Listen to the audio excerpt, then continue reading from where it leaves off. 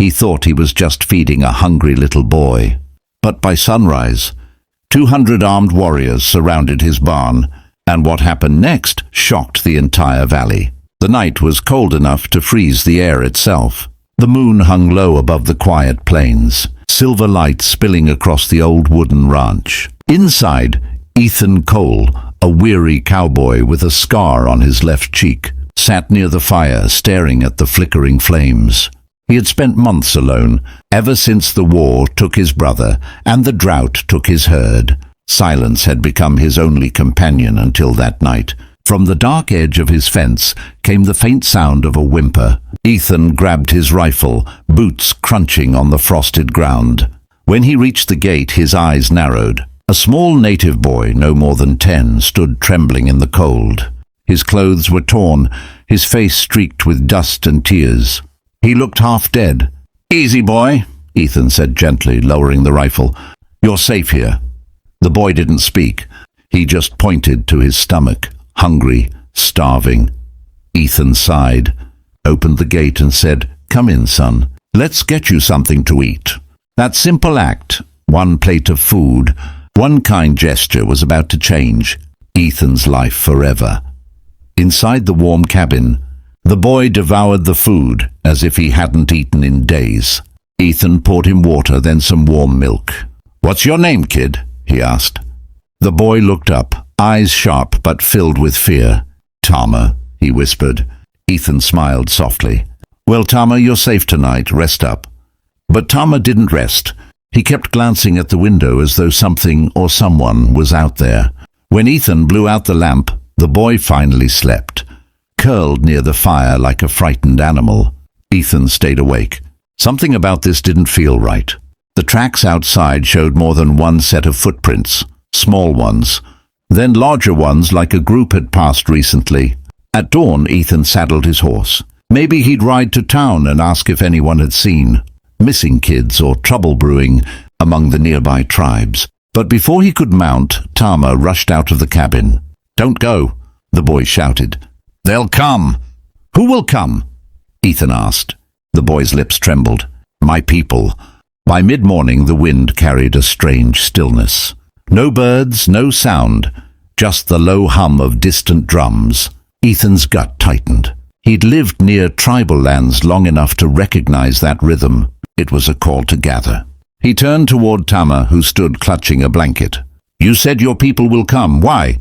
Tama lowered his head. "I ran away. My father is the chief. He wants war. I didn't." Ethan froze. The boy wasn't just a runaway. He was the chief's son. "Lord help me," he muttered. "You're telling me I've got the son of a warrior tribe sitting in my kitchen?" Tama nodded slowly. "If they find me here, they'll think you stole me." Ethan's pulse quickened. He looked out toward the horizon. Nothing yet. But he knew how fast things could change in the open plains.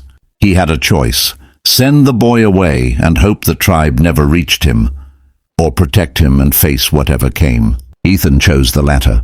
"Stay close to me, Tama," he said. "Whatever happens, you don't run. You hear?" The boy nodded. By afternoon, a rider galloped up from the valley, Sheriff Doolin, an old friend. Dust covered his coat, his face pale with worry. "Ethan!" he shouted. "You seen any trouble around here?" Ethan hesitated. "Depends what kind of trouble." "The kind with painted faces and war horses," the sheriff said. "Word is, 200 Apache warriors crossed the river this morning. They're looking for a boy." Ethan's heart dropped. "How long till they get here?" "Sunrise tomorrow, maybe sooner. You better clear out." Ethan looked at Tama standing in the doorway. He couldn't just hand him over. Not when the boy looked at him like he was the only person left in the world he could trust. "Thanks, Sheriff," Ethan said. "I'll handle it." When the sheriff rode off, Ethan turned back to Tama. "You weren't lying, were you?" Tama shook his head, eyes wet. "They'll kill you for helping me." Ethan smiled faintly. "Let 'em try." That night the wind howled through the valley. Ethan locked the barn doors and checked his rifle. He set up oil lamps and tied his horse near the back, ready to flee if it came to that. Tama couldn't sleep. He sat on a hay bale, eyes wide. "Why are you helping me?" he asked quietly.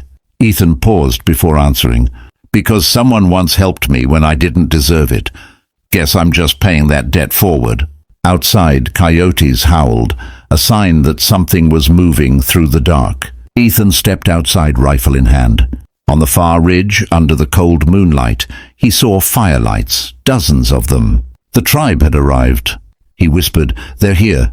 By sunrise, 200 Apache warriors stood across the field. Their horses lined like a wall of fire against the morning sun. Spears and rifles glinted in the light. In front of them rode Chief Kanoa, his face marked with red paint and authority. Ethan stood by the barn, the boy half hidden behind him.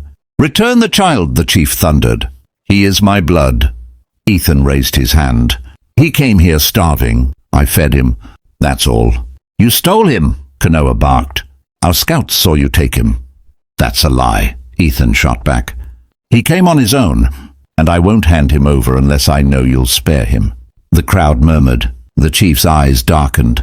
"You speak of mercy to a man who has lost 3 sons to your wars?" Ethan took a step forward, lowering his rifle. "Then don't make it 4. A tense silence fell. The boy stepped out from behind Ethan. "Father, stop," Tama pleaded. "He saved me. He gave me food. I don't want war anymore." The chief's expression cracked for the first time. The boy ran forward, falling to his knees before him. "He's not our enemy. He's a good man." The warriors shifted uneasily. Ethan waited, heart pounding. The chief dismounted slowly, looking between his son and the cowboy. Then, after what felt like an eternity, he said in a low voice, "A man who feeds another man's son is a friend, not a thief." The tension dissolved like mist. The warriors lowered their weapons.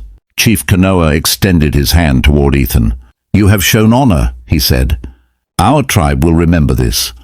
Ethan shook his hand firmly. "Just make sure the boy eats better next time," he said with a faint grin. The chief chuckled, a rare sound. He turned to Tama. "You will return home, but we will not forget the man who showed mercy." The warriors rode off into the morning light, their banners vanishing over the hills. The valley fell silent again. Ethan stood there, watching the horizon, exhaustion washing over him. Tama turned back, tears in his eyes. "Thank you for everything." Ethan nodded. "Go on, kid. You've got a world waiting for you." As the boy disappeared into the sunrise, Ethan whispered to himself, "Sometimes doing the right thing costs nothing, but means everything."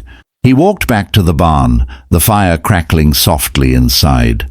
The danger had passed, but the story of that one night would live forever across the plains.